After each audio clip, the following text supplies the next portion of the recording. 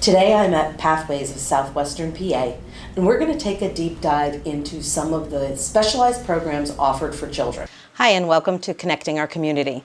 I'm Christine Brookins, and today I am at Pathways of Southwestern PA, and I have the honor of speaking with Amy Matteson, Program Director for Early Intervention. Thank you for having me here. Thank you. Thank you for being here.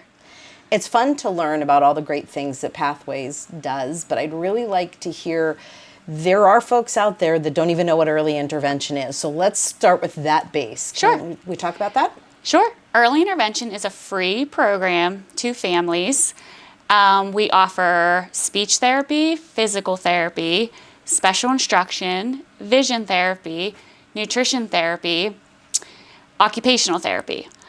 We have therapists that go into your home. They can go into your daycare. They can go to grandma's house. They can go to grandpa's house. They can meet you at the park.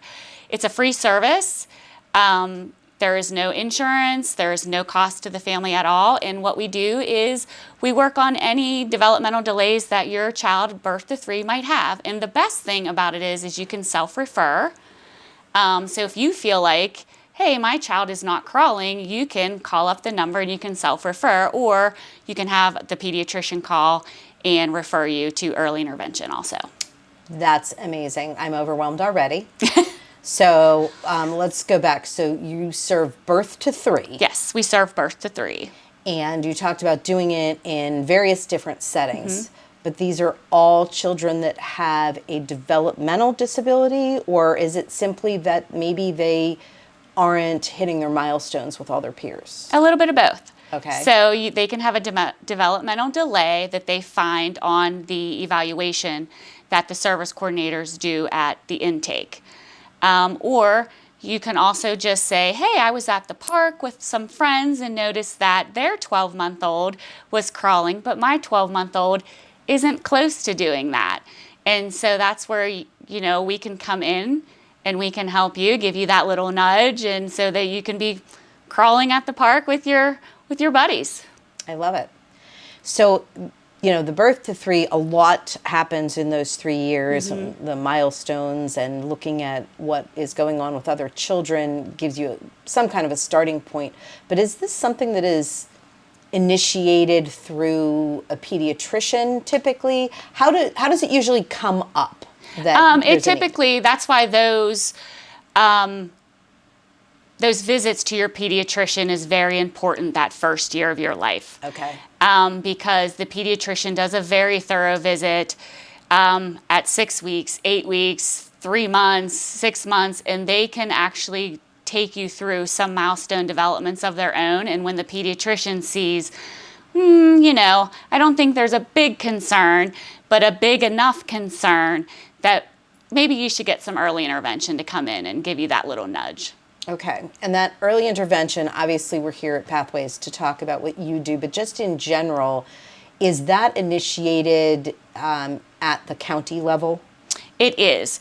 So you could call us here at Pathways, and we actually service 3 counties. Okay. We service Washington County, Greene County, and Fayette counties for early intervention.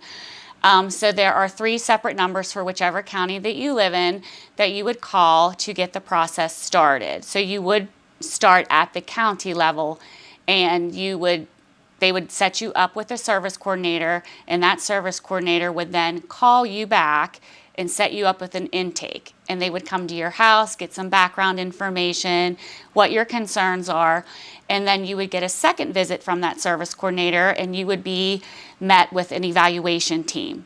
So they'll come in and do an evaluation, and all you have to do is they test you in 5 developmental areas.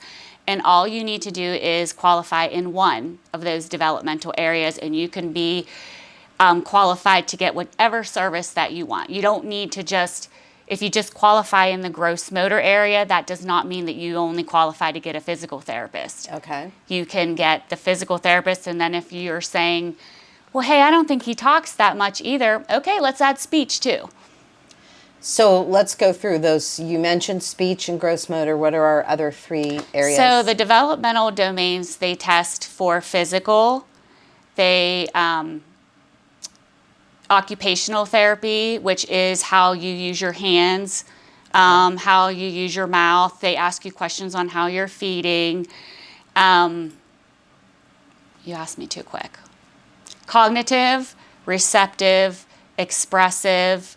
What it sounds like to me is that anywhere where a child might be behind, and discovering they're behind could be measuring against another kid at the playground, or the doctor expressing a concern about something in their development, right? You're correct. Okay. Yes. And then when you call the number for the county, and you said each county has their own number, it would be designated as early intervention in any county, wouldn't it? That's correct, yes. Okay. Yeah. So then we're going to call that number at the county, and the county is going to assign the supports coordinator. Correct. And that supports coordinator can visit in the home. Yes. To speak with the caregiver. Yeah. And to monitor or observe the child and see what the needs are. Yes. And they will do the evaluation. They will bring the evaluation team to you and go through that evaluation. Now, team sounds like a lot. How many people am I expecting to come to my home? So at first, you're just going to have the service coordinator. Okay. And then you're going to have, there's really only 1 or 2 evaluators that come. Okay. It's either a physical therapist or a speech therapist or both. Okay. That will come. And then, of course, any member of the family. And then after that, after they go over the evaluation results with the family, if they qualify, they have to have a 25% or greater delay in any of those 5 areas. And that's whenever they will ask the family, what are you comfortable having? You can have speech, you can have PT, what's your main concern?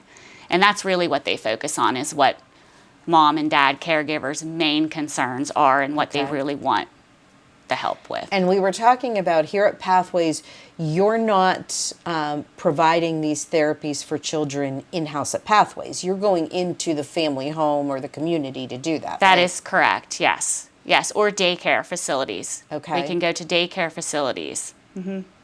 So anywhere the child is. Anywhere the child is. If the child is at Neighbor Sally's for the day while mom is at work, if Neighbor Sally is okay, the therapist can go to the neighbor's house and they can get their therapies. And is the frequency of therapy determined by the need of the child, or are there standards that you start to implement? Yes, exactly what you said. It is depending on the need of the child. If you see that the child is really, really delaying in the physical, they might have their physical therapist come twice a week. Okay. But the norm is once a week for an hour. Okay. It doesn't seem like a lot, but I know that it can make such a difference. So let's go back a little bit historically with early intervention. I know there have been iterations over time of what that means, and I guess the current use is whatever was defined. Correct me if I'm wrong. I think the most recent one was in the last 20 years, but there was something from the 90s with IDEA and things before that. When we look at going way back, I think early intervention itself originally started in some form in the 60s. Yes, you're correct. Okay. 60s, late 50s, early 60s. And actually, when we started here over 30 years ago at Pathways, the early intervention program was in-house at our Jefferson Avenue location. That's interesting. So 30 years ago, that means you started in 1995. Wow. Okay. Yeah, there's so many things that we can share with families and children today that didn't exist in their current format years ago. Right, and your child is developing and growing. Birth to 3 are the most prominent years of their life and their growth. And to catch anything early, you are just doing your child a service by giving them that little help in the very beginning of their years versus waiting to when they get into the school system and they're going to need maybe a little bit more help than if you would have caught it early and had your early intervention. That only makes sense that with anything, the earlier you learn it, or if there is a problem, the earlier you fix it. And the good thing is what people don't know is you might only need early intervention for a year. We want our little ones to graduate from early intervention. That is, some people think when you discharge from, oh my goodness, they're discharged. That's not a bad thing in early intervention. That's actually the opposite. It's a very good thing. We celebrate when a child only needs a year of early intervention, because that means they met their goal. And we coach the parents also on things to do when we're not in the home. And we all know that carryover is one of the biggest things that help children learn. So when we give that parents also that knowledge, and we hand it over to the parents and they can take it from there. That's awesome. So thinking of the parents, and you've got folks coming into your home, that hour a week, is that one-on-one with the child and the therapist, or is the parent expected to be involved in that hour of time as well? We do expect the parent to be involved as well, because we do a lot of coaching. Okay. We want the parents to see what we're doing, and then we like to give the parent the opportunity for them to do it with us there, so we can coach them and see them doing the interaction, and maybe like say, well, why don't you do it like this? You might get a little bit more of a reaction. So yes, and also when we go into daycares, we like to do it in the classroom, because we also like to coach that teacher of that Sure. classroom, so that when we're not there, they can help the child when we're not there. I know some children who have received earlier intervention services, and they get very excited that, today's the day that Miss Amy is coming. Mm-hmm. But I think for the parents, too, to know that this is helping their child and their involvement, it's not like they get an hour break, mm-hmm. but in a way they do, because they're less, I don't want to say less responsible, they're getting that help that obviously they need to help their own child. Yeah, and it not only helps the child, but being a mom myself, like having an outsider come in, there are some things that you feel more comfortable talking to someone about. Sure.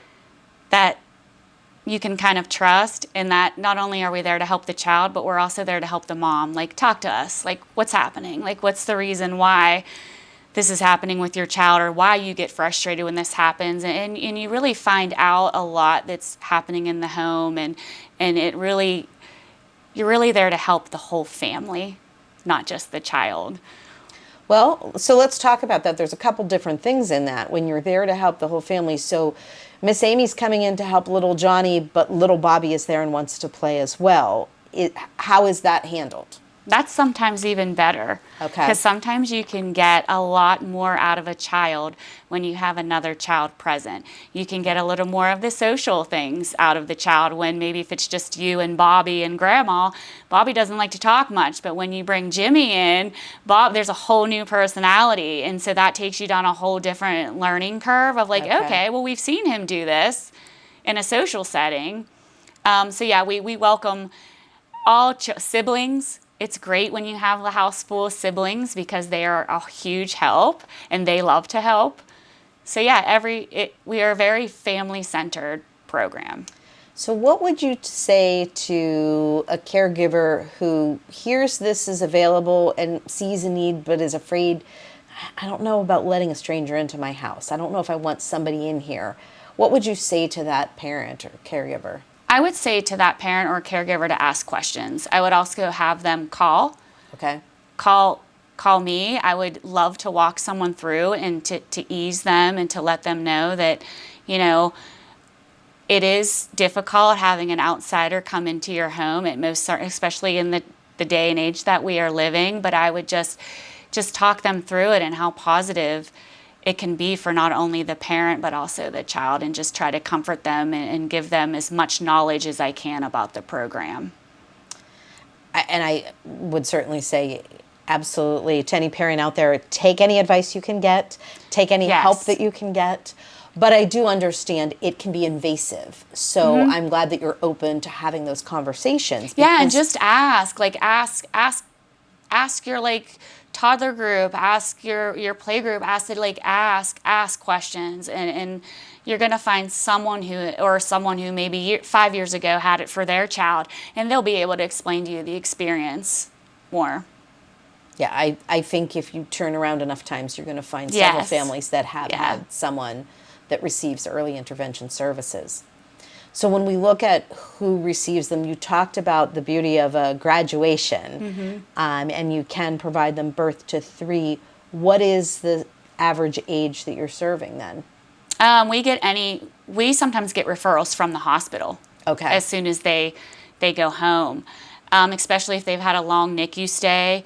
We get referrals from Children's Hospital, WVU Medical Center, from their social workers. And also, this is important to point out. So say Johnny graduates when he's a year, but when he hits 2.5, and you notice, okay, he's not talking, or I've noticed, okay, he's not using a spoon, you can call early intervention again and have them come back into your house and have a different service. So yeah, we get them as early as 6 weeks. Okay. Actually, I had a referral today. The child was 2.5, so they're only going to get maybe 5 months, but it's 5 months of something. Right. Yeah. Somebody discovered there was a need, and Yes. they can Yeah. leverage the time they have. Mm-hmm. I like that. And I know all the different areas. So you just mentioned use of a spoon. Well, at 1 or less than 1, that's probably not something you're going to notice right away. Correct. I guess it's when they are starting to eat table food and can Yeah. they use a utensil, that type of thing will come later. Right. What are some of the things you see with those 6-week-old? Like, when would you go in? Why would you be getting a referral directly from the hospital? Sure. A lot of the times we get them from the hospital because they're not taking a bottle. Okay. They have a lot of leakage. Mom just maybe needs a little bit of help for feeding with bottles, positioning. We also get a lot when they're 6 weeks old if they notice they're not tracking toys, if they're not making any facial movements, if they're having a hard time lifting their head, there's a little bit of muscle things happening that Okay. just aren't right. Those are the things that we usually get when they're 6 weeks or 6 weeks to even 10, 11 months. Those are the things that we see there. Or grasping onto toys, reaching. Okay. Yeah, it's been a long time for me to Yeah. go back that far. But what I can say is I don't recall hearing the term early intervention when my children were young. I can tell you there are plenty of services that my son received that today have different names or quite honestly didn't exist back then. But I do know plenty of families that have been served not only by Pathways but other early intervention services. And in those families, is it common to see siblings that need to receive services? It is sometimes uncommon, but usually if they do have a sibling that isn't maybe as intense of a delay as the one that had received the services, when that parent knows that service is out there, they're like, I don't really see, but I think I just want them in here to see for themselves and to give me a little bit of help. That is something I've seen myself, that now that I'm aware that there's help Yes. available, why not take the help I can get? Right. And as you said, there is an evaluation to determine eligibility. Correct, yeah. You also mentioned there's no cost for this. So, it doesn't matter what kind of health insurance we have. Correct. How is it funded? We are federally funded. So we get so much money from the state every year when they pass the budget, and that is put into our county fund, and that is where our funds come from. So we are federally funded. So it Okay. is no cost to the families. And that would be the case no matter what county you're in. Correct. Okay. Yes.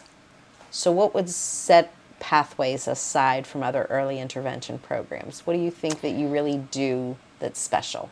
I think what we really do that's special is we have a lot of amazing therapists that have been with Pathways for 15 plus years. Wow. So they are not only now known in our county, but families know them and request them. I have a therapist who's going into a home now who had their 20-year-old grandchild Wow. back in early intervention. So we definitely, I am very, very proud of the reputation that our therapists have. I have no problem sending any one of our families into these homes in any of our counties because they are very professional, they are very caring, and they just are very personal. They really care for these families that they get on their caseload, and they really care about helping these children. And I think that is very, very true to us here at Pathways. Our early intervention department is just, we have a tenured group of wonderful, wonderful therapists. I love to hear that, and I think that makes all the difference. Now, you mentioned seeing somebody that's now 20 years old. Is that something that you tend to see on occasion, that same families, different generations might need some assistance? Yes. We specifically see that in a particular county that we service in. Okay. Which is a good thing because it's a smaller county, and they, early intervention is something that's extremely popular in that county. But yes, if not, we see when they start having children or grandchildren of their own, they're like, hey, I had early intervention. They came to my house. Right. I'm going to get them for my child. So yes, we So do they see it. that. They see it. See it as the benefit that it is. Yes. There's no concern there. It's, No. hey, there's free help available. Let's take it. Yep. And what they remember is they remember the relationship that was formed. Okay. Even when they become parents themselves, that just sticks with them. Yeah, hey, I remember Miss Christine used to come and we used to color, or she used to take me outside and we used to blow bubbles. I'm going to have them come in for my kid to do that. So yeah. I like that, and I like that it's a positive thing. It's not a negative, like, oh gosh, they need to come back for my child, grandchild, whatever. It's a positive of, look at the benefit that can be provided. Yep. Yeah. And I suspect that that's what you also see sometimes with siblings. If a caregiver's like, well, they helped little Bobby. That's right. Let's get little Tommy some help. It was nothing but positive. Yep. That's always great to hear. And I know we talked before we started here about getting the word out. Mm-hmm. If you what would you want people to know? Because what we're doing right now, the whole point of this is to share the resource that Pathways Early Intervention is. What would you want people to know? I think I just want people to know that, number one, the help is out here. And number two, it's okay to ask for help. It doesn't mean that something is wrong with your child. It doesn't mean that something's wrong with your baby. It just means that I just want another set of eyes to come in to help me, because being a parent is tough. It is. Being a caregiver is tough. Being a grandma is tough. It's okay that, hey, I don't think he's stacking those blocks right. It's okay to get over that hump of realizing that it's okay to question and ask for help, because the help is here. I would love everyone to know that. And there's a whole team of therapists that is free and willing and waiting to just come into your home and to help you and want you to see the benefit of play that your child can receive. Well, I think there's a lot of people out there that if you said free money, they'd line up. Yeah. So why not line up for free help? That's right. It can't do any harm. Yeah. Well, we will be sure to share the website and the numbers for the counties that you mentioned that you serve. But I really appreciate you sitting down with me and just sharing what this is all about, because it's so important to get the word out. Thank you. This was wonderful. This was so great. I love it. Thank you. With me today is Desiree Morrell, registered nurse and director of community health. Did I get that correctly? That is correct. Okay. Yes. I know that is current title. You've been with the organization almost 30 years, is that right? Yes, ma'am, it is. So you've done everything from childcare to, you were the adult services RN? RN, yes. Okay. And then COVID hit, and I did all things COVID, so that's where the director of community health position came in. And then I went over to your child's place for 3 years interimly to assist there, and now I am back in the director of community health position, working with residential ATF, also working with Rainbow's End and your child's place, and just trying to keep everybody healthy and happy and moving. And that's so important. Excuse me. So you mentioned your interim position at your child's place, but you still are director of health over that program. Let's dive in about your child's place. Okay. So your child's place is known as a medical daycare, but there's so much more than that. Yes. Can you tell me about the official terminology and what that means? So it is a pediatric extended care facility. It is daycare, childcare with the medical aspect. The children who attend your child's place generally cannot go to your typical daycare. They have more intensive medical needs, more complex, they need constant observation, and it is nurses who run the medical daycare with aides that are able to follow through on any doctor's orders that are needed, deal with any type of emergency. We do treat them as if they are at a regular child care Sure. because it needs to be, normal. But the PEC units are better equipped and adapted for those serious needs if anything arises, or even just that day-to-day monitoring. You might have a child who is being tube fed, and that is not something a lot of your typical daycares are. They get nervous, or it's not something. Yes, they're not nursing staff. They haven't been trained on that. And especially if there is, some of our children, they do take food in orally, but dependent on how much of that they take, then you have to figure out the formula as to how much they are going to be tube fed. Okay. So, it can get, I don't want to say confusing, but at your layman's daycare, it's just not something that they would do. And I don't think as a parent I would feel comfortable taking my child and hoping that they're able to figure out Correct. the proper amount of, Well, food you've got for a feeding kiddo. tubes. Yes. You also have the ability to use suction. You mentioned kids do take things by mouth, but maybe they're, due to their condition, can't process, can't swallow those Yes, things. you're monitoring for any aspiration issues.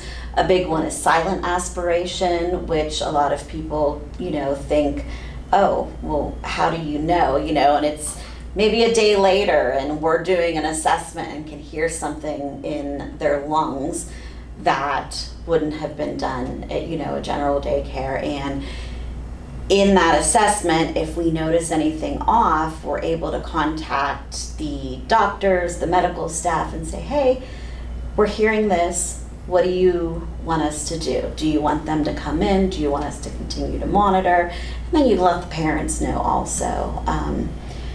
One of the main goals at your child's place is to keep these children away from the hospital, Right. out of the hospital, living the normal day-to-day. Sometimes it keeps them from having to go into the MD's office. We're able to discuss, this is what we're hearing, this is what we're seeing, and the MD's like, okay, this is what we're gonna do. We don't need to bring you in. Sometimes going to the doctor's office, you're gonna pick up a bug because these children aren't always, the healthiest. Right, they're susceptible. And, yes, and they don't want, to have them, go in and the child that was there before, had something and touched, and then these kiddos are going to pick it up. So, and then keeping them out of the hospital is huge too. Well, I'm thinking as you're saying all that, there are so many pieces.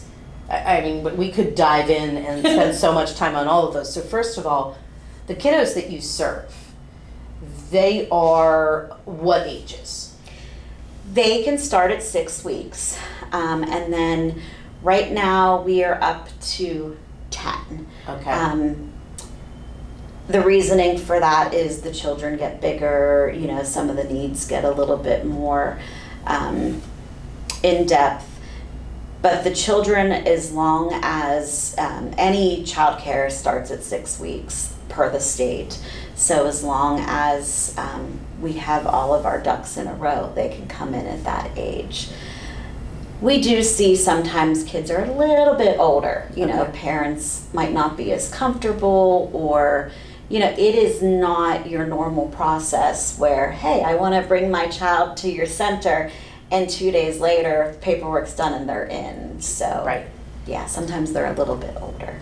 So we should also talk about not only the ages of the kids, you mentioned some of the medical complexities, but these are kids that truly cannot operate in a standard child care setting. Correct. Whether it is because they need attention or they need hands-on care, it is something that, as we talked about, in a standard child care facility, they don't have the training, the expertise, the experience, and probably not the ratios Yes. to handle those types of 100%. things. But these are families where mom and dad do have to go to work, and in fact, that's a requirement of the program, isn't it? It is. Both parents in the house, and if it's a single family household, that is fine also. But the parent must either be working or they can be in schooling. Okay. The paperwork is pretty much the same. You get the verification from the school or the verification from their job. And insurance pays, and they are very specific. We need to know exactly what the parent's work schedule is, including commuting time to and from, to show that they 100% have that need to Right. be there. That there is no one who's medically trained at home. And a lot of these kids, it wouldn't be fair to expect grandma or grandpa to go out and get all of that training and whatnot. Oh, absolutely. And watch the, children as well. There's that whole other aspect. And it's not just grandma and grandpa. Very few parents give birth and they're all of a sudden they're a nurse or a doctor that they weren't the day before. Yes. So it does require a lot of involvement and a lot of training. Now, this is, I will say, a relatively new venture, because I look back over the lives of my children, and these types of things did not exist when my children were that young. I'm glad to learn that there was recognition for the need of it, but this has been since mid-90s that there has been a PEC program? Yes, YCP has been around, I want to say, for about 17 years. Okay. And there are other centers that have been around a little bit longer. Prior to that, a lot of times it would be where the children were living, at a facility, and the parents were there with them. And then again, they're not able to work because they're, there. Or one of the awesome things about your child's place is the parent can come, they drop their kiddo off, they give us a report, they go about their day, they work, they come back, they pick their child up, we give them report, and there's some normalcy there, which is extremely important. In this day and age, everybody needs to be able to work and support Yes. themselves. And with the type of child care center it is, they're able to go to work and know that if an emergency arises, it's okay. It's going to be taken care of. Yes. Trained and educated and know what to do, in each situation. And that's huge. I mean, if a child either is born with a condition or develops a condition that for these multitude of reasons prevents them from being in a regular child care setting, what you said about mom or dad needing to care for them or another family member, that impacts the entire household, the entire family. I mean, that family now might be giving up an income that they need to live where they do and to support the family. Yes. So just knowing that there is an option is huge. And you alluded to insurance, but it's also important that we let people know this is not an out-of-pocket expense for the people that Correct. need it. This is medically prescribed, that the doctor recognizes and documents that there is a need for the particular care that will be provided. And then is that going through private insurance, Medicaid, both? How does that get handled? We have both. Some children have the private insurance, which is their primary, and then they have the state insurance, which picks up after. We have some children who have been denied through primary, but their secondary, which is the state insurance, does pick up. There's a little song and dance there, but it is 100%. Parents are not asked to make a copay like they're going to the doctor's office, right. Or and that's another reason why it takes a little bit longer to get into the center, because you're going back and forth with the doctors. We require a letter of medical necessity from the doctor that lists out all of the child's diagnoses, what care they're going to need, and it has to be medical care. It can't just be, a lot of times some people think that we can bring children in because they have an autism diagnosis. There also needs to be that medical aspect that goes with it. Right. Quite a few of the kiddos have seizure disorders where you're monitoring them for seizures, but when they have the seizure, X, Y, and Z needs to be done or it's going to be detrimental.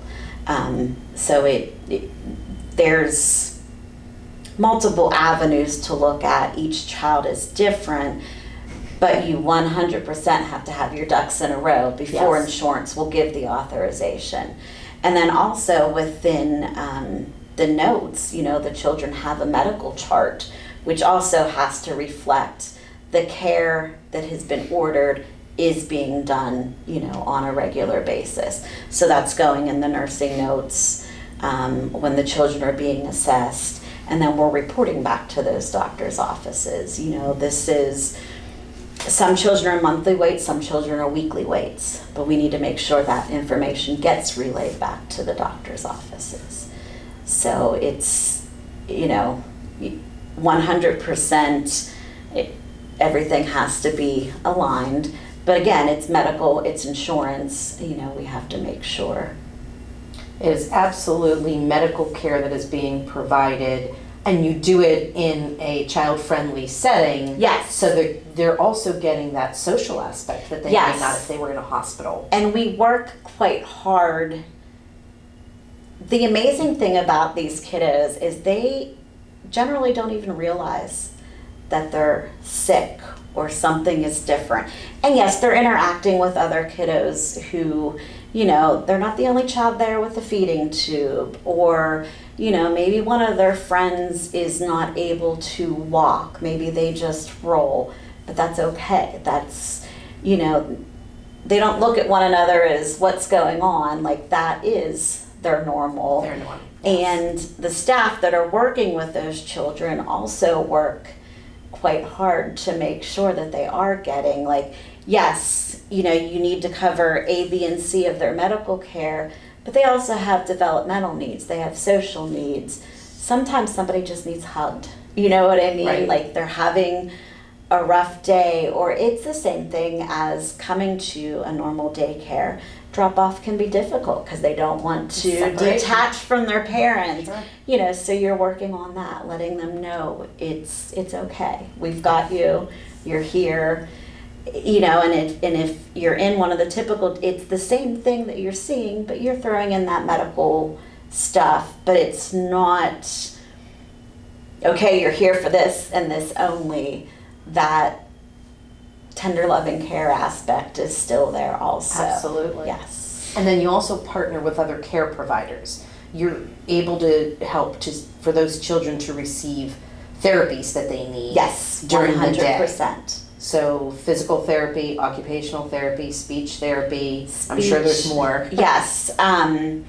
There's the developmental specialist. There is nutrition. Some of our children on occasion will need the extra nutrition assistance. So you've got that therapist that's coming in.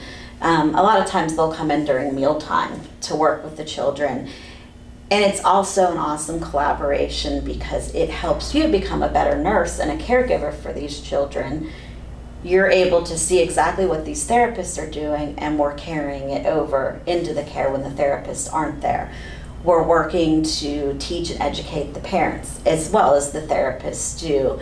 but we sometimes are that bridge, between. On occasion, you have children enroll that parents might not want therapists coming into the house constantly. Okay. So it is set up so that they're able to come to the childcare. We have early intervention and IU that comes in. We also have Children's Therapy Center, which is next door. So the kids are able to receive all the therapies, and that helps them as well developmentally, because 9 times out of 10 there are delays. And the goal for all children, regardless if they have this extra medical aspect, is for them to have a normal, fun, happy, healthy childhood.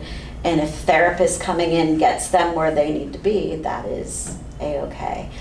We also, a lot of times, you have to make sure that there are not 2 therapists there for a child at the same time. It's an insurance aspect. So we are juggling sometimes. This child's 9 o'clock slot is happening, so you're gonna have to wait until 10 o'clock before you come in. That takes a lot off the parents' plate also, because they don't have to worry about, they know the therapies are happening, and we're able to do that juggling for them. Oh, and they're able to work and support their family, know their child is cared for, and oh, by the way, not have to schedule in addition to that time for their child to get Yes, what they need. that's one of the things as well. A parent had said at one point in time, I can come pick my child up at the end of the day, we can go home, we can have dinner time, we can have bath time. I don't have to worry that I have to get ready and get home for therapy, and then everything gets, they can keep their routines normal for the family, for the children, for the siblings, so that it doesn't become out of the ordinary for them to have this chaotic, crazy, schedule. I think that's a really big thing, because any parent who has to take their child to daycare and is working, there's that, I'm not with them.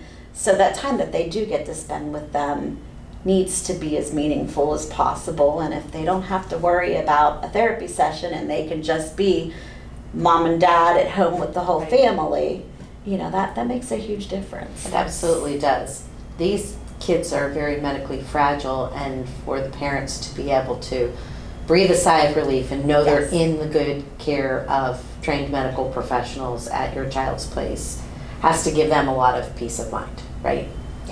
Yes. And I guess before any of these pediatric extended care centers were available, you were looking at kids that were hospitalized or parents that had to stay home. They were not getting all this coordinated care. And I also should be clear that while you've said your child's place has been around for, you said 17 years, right? Mm-hmm.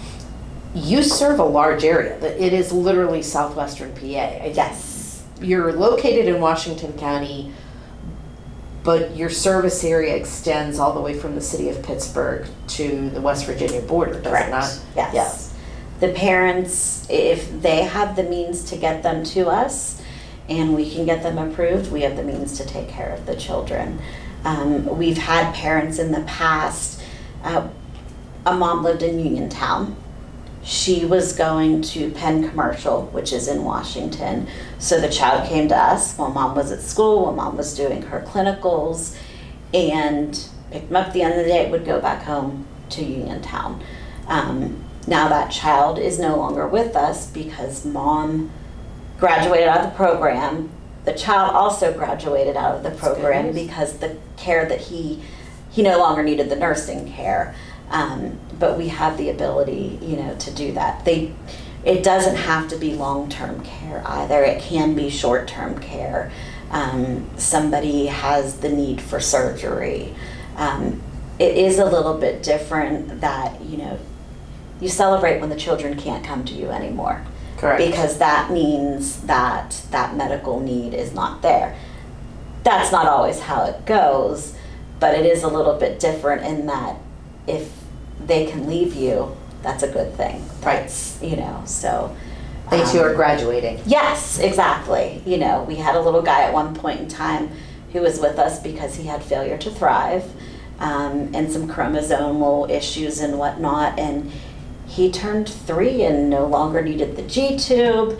He no longer needed the therapies. And we worked and helped Mom get him set up, and he is at your typical daycare now, and he's doing amazing. That's tremendous. Yeah. So yeah, that's exciting too. It's funny when you think about the goal is that they can go to regular daycare. Yes. But it makes such a difference in the quality of life for the child and for the family. Yes.